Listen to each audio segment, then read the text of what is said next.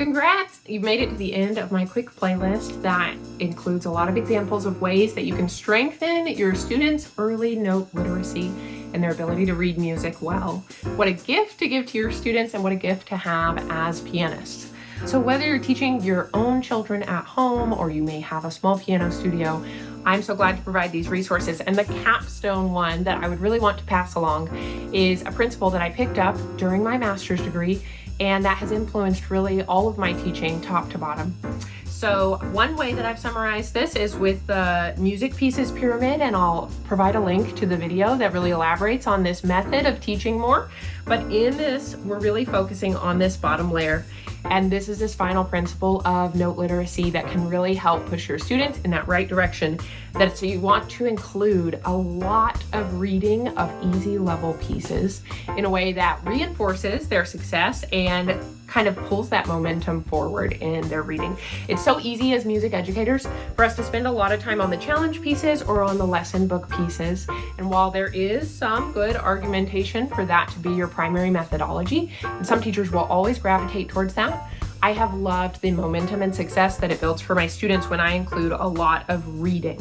The best analogy that I could compare this to is if you wanted your students to become good readers in school where they can work through books effectively, you wouldn't start with Charles Dickens or with the harder books and just have them read one a year. You hand them a handful of really accessible level books that drive their interest in reading and help them develop that momentum. The more you're reading, the more you're growing that love of reading, and I think that's incredibly true in our music lessons as well. So a basic way that I end up applying this is that if I have a student, say, who we've chosen Hal Leonard for their primary method book, when they have finished their level 1 Hal lesson book, I always keep on hand a couple other method books, and I'll have them read through maybe 5 or 6 of those pieces just to finish out our lesson. I usually reserve the last 5 minutes of a lesson for them to get time playing a bunch of pieces in a row. I sit down and play the duets with them. That student who might be using Hal Leonard would then read through Faber level books for their easy reading.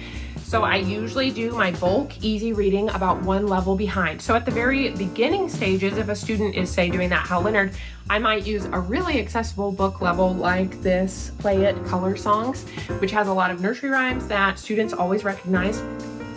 And it provides them just with a color reading method. So students don't even have to be reading finger numbers or on the staff in order to really thrive with that. I do have a book about ways that I also use that color book with early beginners, if that might interest you. And I hope that principle of applying bulk reading could be something that really drives momentum for your students.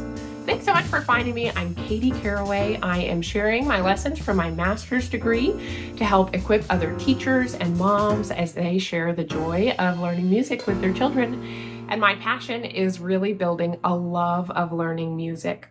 I hope you're able to do that for your students as well. Have a wonderful day.